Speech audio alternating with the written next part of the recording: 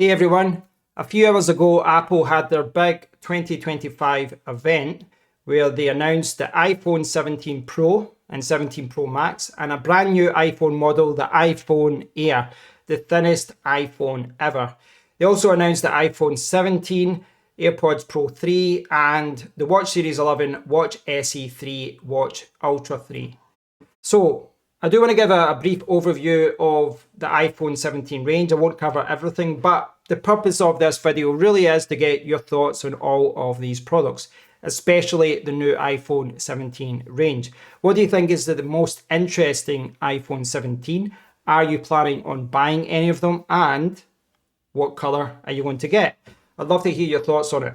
Okay, if we jump back to the browser, let's talk about the iPhone 17 first, the base model. So one thing that they've done in all the phones is we have a new 18 megapixel center stage front camera.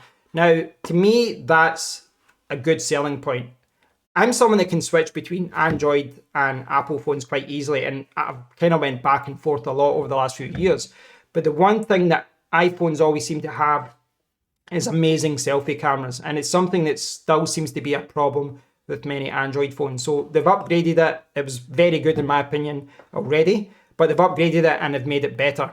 So that's good. They've also got, well, they're saying they've got a ceramic shield to front. They're saying that the front screen is protected better. I am going to reserve judgment because I've been stung with that in the past. They scratch very easily, but I'm hoping that's good.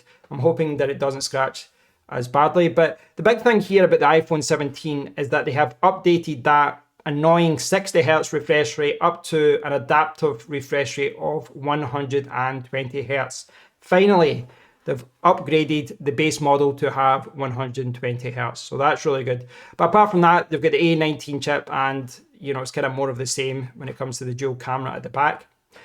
Obviously, the iPhone Air is the one that's going to grab all the headlines this year. The thinnest iPhone ever, but they've managed to put in an A19 Pro chip in here, the same chip that's in the Pro and Pro Max. If you look at the comparison, the only difference here with the A19 chip is that it's got a 5-core GPU in the chipset rather than 6 cores, but it's really impressive that they've put in the top of the range CPU into a phone this thin. But of course, you pay for it. You can see that the starting price is basically £999 here in the UK. So you're basically paying pro prices for this. It looks really good. It does look really nice. At the back, you do have, what are they calling it again? I think they're calling it a fusion main camera.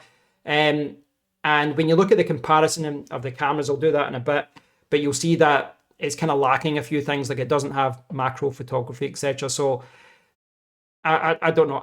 My initial thoughts of this is that it looks very cool, very, very cool, but I want to see what the back camera's like. But my biggest concern is battery life.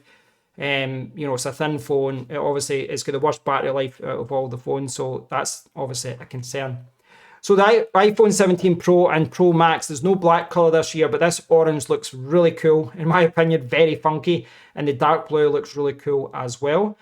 And we've got the triple camera system there as well. And yeah, it looks really good. Obviously, as someone who does videos on YouTube, I'm always attracted to the Pro and the Pro Max because the camera system at the back is really good, and you've got ProRes video, etc. And you can see here as well that you've got dual capture video, ultra stabilized video. As someone who does videos on YouTube, that's very attractive. It's very appealing. But if you look at the comparisons here, if you go to the comparisons page, you'll see, for example, with battery life, 30 hours with the 17, 27 with the iPhone Air, up to 31 hours with the Pro, and it's 37 with the Pro Max. And that's one of the reasons why I am quite keen on the Pro Max. Now, as I said, the Air is in the middle there, and if you go down and you look at the camera, for example, the iPhone 17 has a macro lens. You don't get it here. So there's a lot of things like that it's missing. It doesn't have ProRes video despite having the Pro chip. There's a lot of things like that. But the key thing, I guess, is depth. 0.22 inches, 5.64 millimeters. I mean, it is so much thinner than the other phones. It's really impressive that they've managed to do it. But I don't want to bore you with specs too much. You know, I do encourage you to have a look at the comparison page. You will see that, you know, from a camera perspective, the Air is lacking in comparison to the other phones. But, you know, that is the sacrifice you need to make to get such a thin and powerful phone. So over to you guys. I'd love to hear your thoughts on the iPhone 17 range. Check out the website, check out the specs, because obviously I've not covered everything. I'm just giving my initial thoughts. But I'd love to hear your thoughts on all of this. What do you think is the most interesting iPhone 17? Are you going to get one? What's the best color? Please do post a comment below. If you enjoyed the video, thumbs up, subscribe, all the good stuff. And until next time, take care.